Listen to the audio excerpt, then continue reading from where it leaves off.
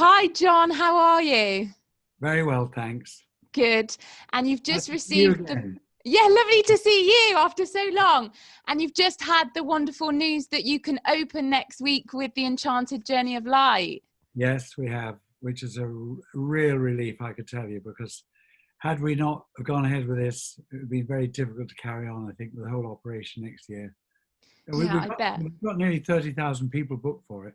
Really? Oh my goodness. Well, it's so wonderful that you can still have that to focus on this year with so much going on, and you can still give people a little Absolutely. bit of hope and joy at this time, which is much needed. It is indeed, yes. And how did it feel when you found out the news that you were to be awarded an OBE? Well, it's strange. I mean, so many people in the last 10 years, well, I said so many people, several people have said they put a letter in to say I should get one, but nothing ever came of it. But, they send you a letter sort of a month before you get it. I just happened to go to the post box one morning, unlock it and get the post out. And I saw this thing from the Prime Minister's office. I thought, whatever is this, ripped it open quickly. And of course, when I read it, I mean, I had to show, I did shed an emotional tear because it was Oh, bless you. I decided not to tell Barbara because my plan was to announce it to the family on Christmas Eve when we have our supper. We always have our traditional supper on Christmas Eve and Barbara lights all the candles. Every single candle in the house is lit, and we all sit around and we actually don't go to bed till about 4 o'clock in the morning. So I had to tell Charlie. Charlie on Christmas Eve said, "Now I want you all to sit down." There's only my family and 2 other people. He said, "I want you all to sit down. I've got an announcement to make." I saw the blood drain from Barbara's face, wondering what it was going to be. Did she dread to think? She was like, oh gosh, what's John going to say now? Yes. So she burst into tears as well when Charlie told it. And of course, it was a wonderful day at Buckingham House, just before the close down, just the end of February. Gosh, lucky. Because Prince William has been here and knows the place, he was sort of talking to me very relaxed, "God, I'm so pleased you've got this, you deserve it." And then he said, "My children always come back from Thursford on a high." He said, "How's Barbara, you see?" And I said, "Well, I think if you look over my left shoulder." And he said, "Well, I see about an eye." He said, "Yeah." I looked round to the sort of left. "Oh yeah, I can see her," and sort of winked at her, So it was very, very. And someone sitting beside Barbara said, "Do you really know him? Do you know him?" And she said, "Yeah." And of course, the royals have come to Thursford, because obviously the show started over 40 plus years ago, and they've been here the last 9 of the last 10 years. Oh gosh. And they love it, and the children even get to come. The last 5 years, it's been the children's Sounds Magical Journey. Yes. And of course, it's very different for you this year. So you have Barbara, your wife, who's very supportive, and then your 2 sons, George and Charlie, who are involved in the business. They're doing exceptionally well, very dedicated, and 2 different qualities, 2 different. Charlie's the sort of general manager, which suits him much better. And George is more the showman with me, and he's up-fronted to a large extent the light show, researched it and got it going after we made a decision. And we've actually secured Amanda Holden to do a safety run on the internet for people who are coming, which is going out today. And that was a scoop. She did that for me, but I do know her. So we know everything. The phones now, or the bookings, are already much more actively busy. And have you recently had the Songs of Praise? Yes. Did they come round? They are indeed. They're using Thursford as an anchor for their Christmas edition of Songs of Praise. Obviously, they're going other places for. Well, they won't be singing. There may be some singing from past Christmas. I'm not sure, but the anchor is from here. That's brilliant. And of course, this year, How is it feeling for you personally, John? Obviously, because Thursford takes up, the Christmas Spectacular takes up so much preparation and throughout the whole year. So I'm sure this year, as Yeah, for us all, but for you, Mr. Christmas, yeah. how are you feeling about it? Well, indeed. I mean, it's been so much part of my life for the last 40 years. So, you look in the diary, like a few weeks ago, I was looking in the diary, orchestra arrives, um, dance singers arrive, and all these dates which are in the diary which weren't there. I feel sorry for all the freelancers who haven't had jobs, many of them. I mean, for instance, Phil Kelsall, the organist, he's been driving a delivery van for one of his friends. Oh my Uh, goodness. and Robert Wolfe hasn't played at all, but a lot of the singers and dancers are working in supermarkets. I mean, Barbara ran into a dancer in Grimsby a few weeks ago who's working in Tesco's, someone who danced here last year, and it has been awful for them. I mean, it was, I suppose, I miss all the camaraderie, of the build-up and the excitement of that first night when we run the show, and all the production team stands behind the audience, behind the auditorium, and we react to and watch and listen to all the response of everything we've done. And of course, the last 3 or 4 years, it's always been a standing ovation, spontaneous standing ovation, which is a terrifically emotional thing. When you've worked on something for a year and you get the standing ovation. So for me, it's sort of, well, it's yes, it's lost. I mean, it's like a bereavement, really. Well, it will come back very much. We I'm hope, sure it yeah, will come back yeah. bigger and better than ever to share the joy. Thursford is such a special place in my heart. I cannot tell you the feeling of being on that stage, and not only on that stage, but the whole rehearsal process, from the production team to the cast and to the audience. I think it will be greatly missed, obviously, this year in more ways than one.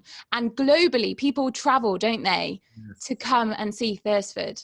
And actually, we've got a terrific loyal support, because nearly 100,000 people had booked for this year. Oh, And wow. so we had to persuade them to try and roll their tickets over to next year. And actually they tell me we had a 90% success rate. I did find that difficult to believe, but it was certainly 80. So we've already sold a tremendous amount of seats for next year. And we feel also that a huge amount of people who are coming to the light show would have been our Thursford customers in any case, thinking, well, we've always gone to Thursford, it's tradition in our year. And I've had lots of letters about that, saying we couldn't miss it, so we're coming to the light show instead. Good. And whether we won't obviously get the coaches from Edinburgh or Wales that we get for the show, or Yorkshire, but I was very pleased. Well, again, we'd got up to nearly 30,000. And of course, the government put lockdown on for November, and we had to send again 10,000 tickets back for the light show. So that's been a bind. But Interesting one. we've just been struggling, to survive. And I'm sure the local community as well, they really miss the show not going on this year. It affects everyone, doesn't it? Especially in Norfolk. Local hotels, for instance, I mean, they always used to say they would close down at the end of September, or certainly the end of November if it wasn't for Thursford. And because they've lost all that business, because at least half the coaches, and bearing in mind we get very often 50 coaches a day, more than half of them would stay in Norfolk overnight and at a local hotel, and all the bed and breakfasts as well, of course. And your opening night ritual, I remember you talking about that. So can you tell our listeners what you go through on every opening night, like where you go to, even the suit you wear? I always remember you saying to me, Kimberly, I always wear a suit because it just helps you prepare for the day. Not quite. I'm a bit superstitious. Oh, right. So I've always gone, well, it was a grotty little cafe about 6 miles away for breakfast. But actually, it's a very good standard now because there's a car wash opened up next door to it, and because they've got, they get a lot of business. So I used to punish myself to go there and have an awful piece of toast and probably a boiled egg. But so I do things like that, and certain traditions. The first day, well, the as you know, the night before we always have rides on the fairground rides. Yes, with mince pies and mulled wine. Mince pies and mulled wine, and photographs with Santa. Everybody gets a photograph with Santa that night in Santa's house. And but last year we really went to town because we invited the village to a firework party. We had a big bonfire in a field over the opposite side of the road, and we had a roast pig and went to town on it. And then that was after they'd had their rides and on the gondola. Yeah, it's such fun. So that's, they're all the things you miss. Just hope, we just hope and pray it will be back next year. And I think you miss the people. Yes. I've always thought within my career personally, it doesn't matter what the job is, really, it's the people that make it. Absolutely. And I remember your speeches that you give before on that night. And you always say how important it is to have a positive mindset. Yes. And of course, that's really been challenged this year, to find the light, obviously in such dark times that we all find ourselves in. And I think Christmas is a wonderful time to bring families together, isn't it? And the audience will definitely miss it, along with the cast and production team. Yeah, you remember I always used to say, every day make someone fall in love with you in the audience. Yeah. Have that imprinted on your mind. It doesn't matter who it is, catch their eye, make them cry when you sing, emotionally. And people do cry. Yeah, they do. Because actually there's just as much entertainment in emotional extremes as there are, with for instance, crying, as there is clapping. I mean, clapping is a very tiny gap between elation and crying emotionally, isn't there? And you really do feel that connection with the audience when you're on stage or in the aisles, especially for the procession. Yes. And you have the moment of tuning into the amazing live orchestra and the singers, and you hold your candle, and it's just magical. You can't explain it unless you're there. It really does connect with your heart. And I think that's why Thursford Christmas Spectacular is so successful and so sought after from all over the country and globally. And it's one of my favorite jobs in the world. And I know so many people will miss it this year, but next year it will be bigger and better. I just know it will be. And in reflection, John, what has been your favorite memories of the past, since you started on Christmas Eve with that first show? What's been your favorite moments for you? Well, it's been a progression of upgrading it. When the first time, for instance, we had a specialty act. I don't know, we were having them when you were there, but the last few years we've had last year we had three specialty acts with two different groups, attaching them to the show, and they've been, two or three of them have been really brilliant, taking the place forward, upgrading the auditorium, the seating, and from a personal point of view, just getting a better program, working on a more, for instance, for the last 2 years, we've introduced an opera piece with the audience. Wow, wonderful. Gone down terrifically well, much against a lot of my production team's advice, but I insisted on it. And I got we've done opera now for 2 years, but almost a standing ovation after they'd finished singing it, because they sang that amongst the audience. And we've relit outside since you were here. How many years ago since you were here? I was last there 2016, so it's been a few years, but I did come back to watch the show. Well, you'll know then that outside we've spent a tremendous amount of money on lighting all the trees and the premises. upgrading lighting inside. You know, we've gone for LEDs lately. Just progression through the years of making it better. And obviously that's paid off because we've maintained our audience numbers to about 100, always between 110 and 115,000 people, and on a higher price as well, which has been very important.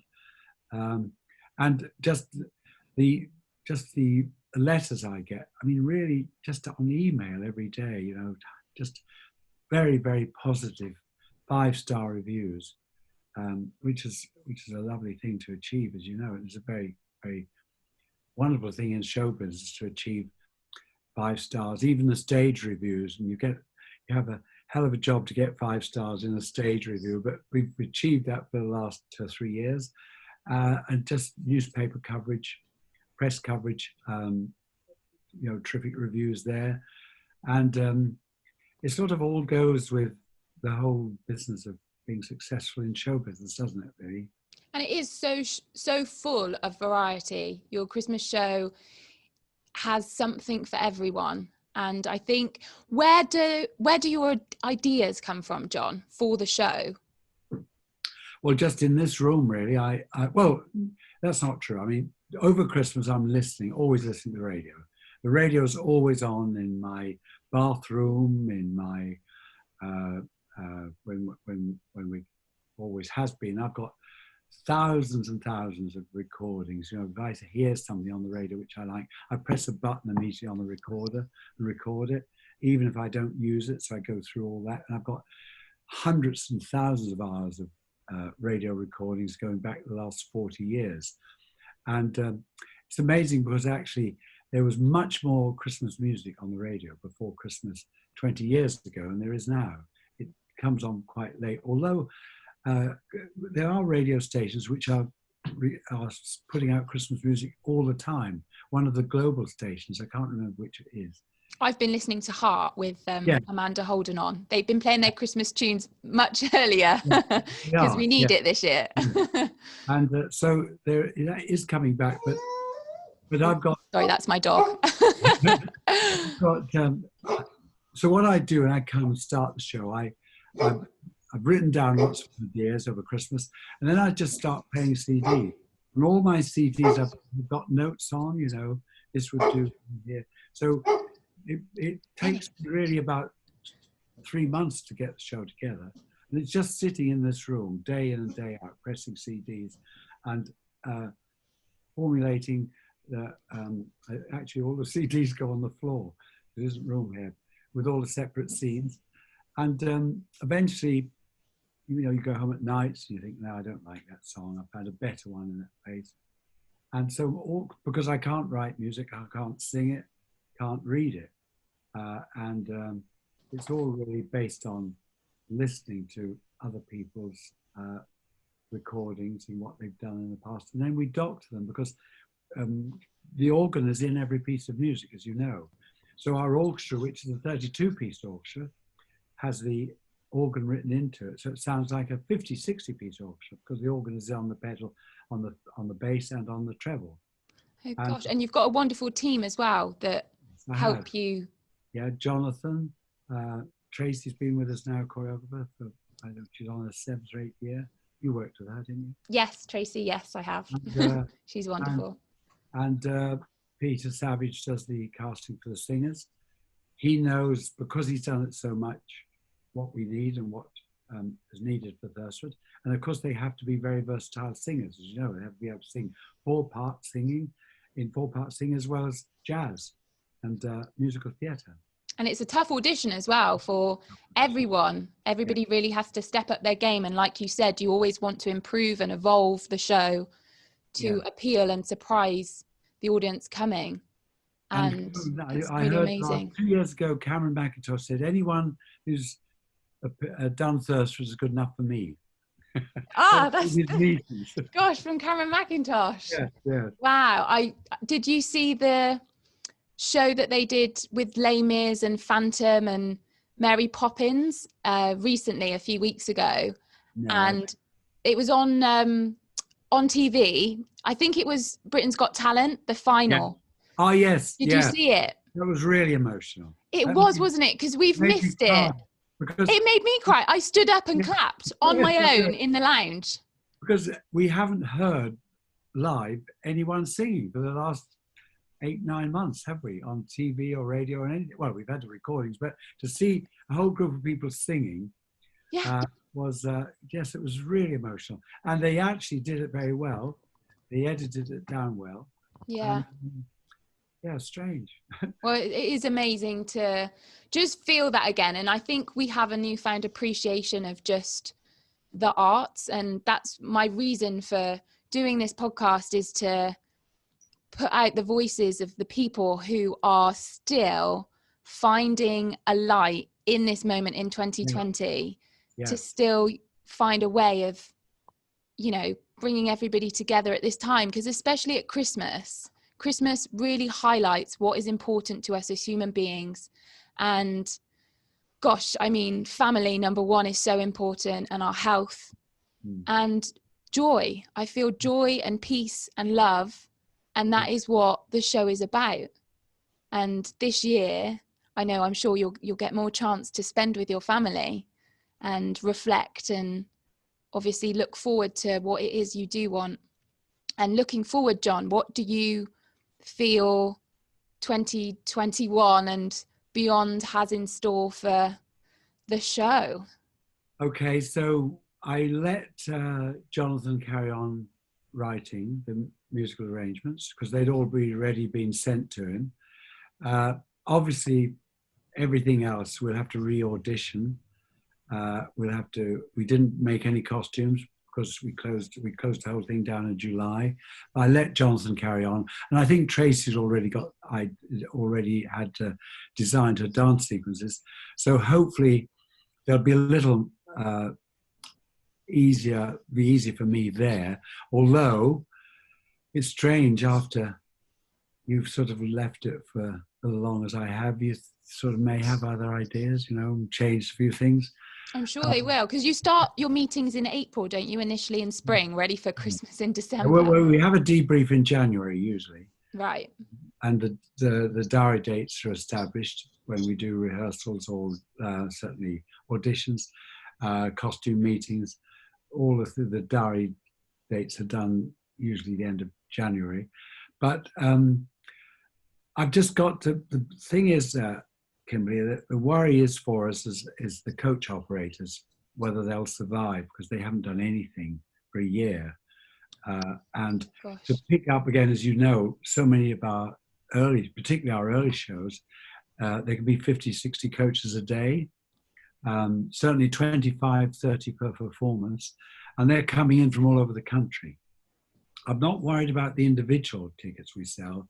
The coaches do boost our audience attendance up by, we think about 60% of between 50 and 60% of our audience are coaches. For the two shows a day till, from November to Christmas Eve. So it is worrying. Well, not less coaches towards Christmas Eve, much less, but November is nearly all coaches, nearly every day. So the coaches have had a rough time. They haven't been anywhere. And the worry is, will they be able to, a lot of them have gone bust already, but we've gone into receivership, but will they be able to pick the audience up again? And will those people still be prepared to buy a ticket from Scotland or Glasgow, Edinburgh, Yorkshire, Devon, Cornwall? They actually, every single county in the country send coaches there, or coaches bring people from those counties. So that's our biggest worry, I think, for next year. Yeah. We just have to hope. We probably have to put a lot more money into advertising all over the country and get the coaches back, because they built that business up over the last 40 years. Because I've never advertised in Wales. I've never advertised in Yorkshire. But, 12, 13,000 people come from Yorkshire. 5,000 people come from Northumbria. And then all the southern counties, Essex, Kent, all sort of 5,000 from all of those southern counties. And people do book in advance, don't they? I know, luckily, a lot of people have put their tickets on for next year and just changed that but people do really look forward to the escapism that theatre, live theatre does offer from, you know, your life and your worries and everything that's going on right now. Yeah, so one of the questions they wanted me to emphasize on Songs of Praise, when they asked me, well, why do you think all these people come to Thursford? Well, it's difficult for me to say that, isn't it? Because well, they keep coming back, John, so there must be a reason. So they say, well, obviously they want me to put religion, the religious aspect in it. And I can only say, well, God has given me the gift. He gives everybody a gift of some sort. So he's given me the gift to put something together, which is unique. And people are prepared to travel across the country to see. And it's only a barn. I always say it's only a shed, really. But well, you do live an extraordinary life. And your dad, George, obviously it was a museum. Yes, and it's been changed. So how did that come about for you? Like, where did that idea spark from to make it what it is today? Okay, so the first year I took over the museum, 1977, obviously it was just Steve Engine Organ Museum, advertised it, because he ran it as a hobby. And if people came, he opened up the doors for them, played the organs, and he took a voluntary collection. And if they didn't come, he didn't bother. I mean, there was no lavatories here or anything like that. It was just purely a hobby. So in 1977, I took over. And of course, I advertised, we had a very successful year. But when it got to November and December, certainly November, you know, the people dropped away. And I've always loved Christmas. I've always loved the carols particularly. And I always have listened to the King's College service at 3 o'clock on Christmas Eve. So I did a carol concert, and I had a friend, as you know, in Cambridge at the time who had inroads into King's College, and he secured me the King's College Choral Scholars, which was a scoop for Norfolk at the time. So we had advertised that. We got about 500 people the Sunday just before Christmas. And the next year, I always remember thinking afterwards I'd wasted the day. I could have done so much better. So next year we had a school choir and a Cambridge Singers, and then we had we built all amateurs. We built the reputation up on amateurs actually, but then the shows became so popular. We were running them the whole week before Christmas. Obviously that was too much for the amateurs, particularly for small boys from the male choir in Wyndham College. And I had to go professional and double the price to pay for that. And then it went from, you know, 1 performance to 6 to 10 to 15 to 20. And we kept coming back. It is a Christmas Eve show, really, but it kept coming back till we ended up last year starting November the 6th. We did 85 shows last year. Oh my goodness. That's incredible. Seating 1,400 people. Wow. And then obviously you have the matinee show and the evening show. Yes. And there is no break. Like, it just keeps running, doesn't it? It will. There's only a 2-hour break really between. Yeah. They're usually all out by 5:20, and then we have to start again at 7. And that in itself is a huge stress for everybody, because everything has to work. Everyone loves it, John. Like, the amount of people who are so loyal to Thursford and your team behind the scenes. I mean, there's too many names to mention, but everyone is so, you know, tight knitted. And I remember just coming in early to like warm up, and it literally is full of the Christmas spirit from start to end. And I remember crying on stage the first year that I did it, because it was the first time I actually felt a belonging, because I loved it so much. And from just, having, you know, lots of things happen throughout the year, because a lot of the time dancers have to do other jobs and, you know, promotion jobs, especially now, obviously working wherever you can. It really does make you appreciate and just feel so grateful that you can be a part of something that touches so many hearts in the audience. Because when you look at people in the audience, you just feel, I mean, the applause, and you're right, they do. There's a standing ovation. And with the doves and just the organ and the music, and as soon as that stops, I think you really do realize just what a profound effect it does have. And I'm sure you know, especially for you, John, more than anyone, because it started with you, and obviously it's just progressed to this unbelievable huge light. Is the only way I could describe Thursford is that it is a bright light. Yes. And it is like a light tower that just beams out, and obviously that just attracts people because everybody is searching for those good feelings that it brings. And it's so nice that you can do Enchanted Journey of Light this year for the children, especially because they need that. Obviously the adults and the grandparents, but I feel the children need that magic to bring back to their lives this year. And that's so wonderful that you can still give that as an alternative for what has been a very tough and challenging year. And also the walk in the woods. I remember, gosh, you showing us around your back garden, and that's something that I miss. Yeah, we still do that. Yeah, and Barbara takes a walk with the dogs, doesn't she, every morning? And I remember her saying she's so thankful to have that space and be at one with nature. It's very important. So are you still finding that you're having a lot more time to get out and about? What are you doing with your time now that you've got a bit of extra time on your hands? Well, the lockdown, we just, I did a lot of work in the woods. It's a lovely thing to work in the woods with, you know, I have a team of 2 or 3 men, thinning, sawing down trees, and really maintenance in the woods. It's lovely. You have a bonfire and you all sit round at lunch with your sandwiches and maybe sometimes a glass of wine. Brings it. It's a lovely thing to work in the woods, in the country, for several. It keeps you fit. You don't need Pilates or anything if you're in the woods. And of course, we used to, when the lockdown was at its height, we used to go down, the 4 of us, because Charlie and George still live with us at the Links. We used to go down to the bonfire and sit around till midnight, you know, and have a glass of champagne or 2. And we got through. I mean, it was a lovely spring, actually. It was a lovely summer.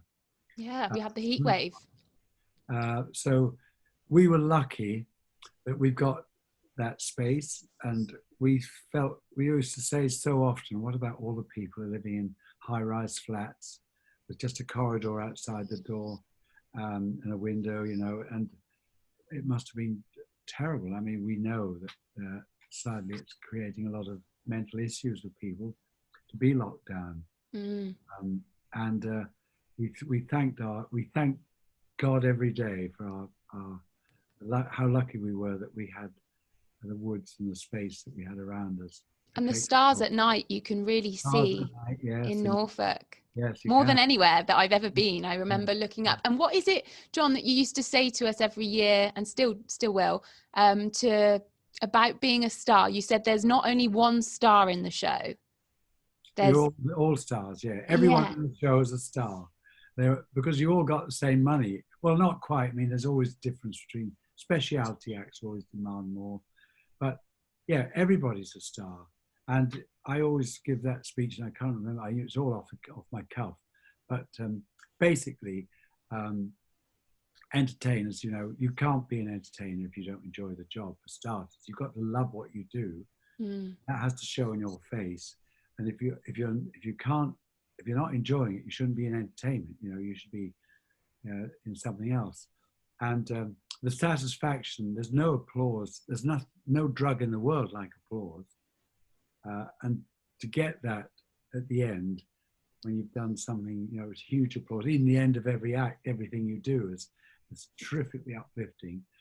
And you just have to work as a team all the time. And we always try at Thursford to create a family. That's why you come to my woods, and we have the bonfire parties, and we have there's lots of parties. There's a party every week, yes. So it creates a team, and of course to come to work in a theatre in the country in itself for artists is unique, because normally you'd go to theatre in a town. You'd have to get on a tube or a bus, travel for an hour to get to central London or wherever it is. But here you get in a car and you drive through country lanes. And it really is in the middle of nowhere, isn't it? But that's what I love about it. Yes. Because it's so unique. There is nowhere in the world like Thursford. And you're right, it does lift everybody's energy. I think, you know, dancing, singing, you know, playing a musical instrument, being a part of a show.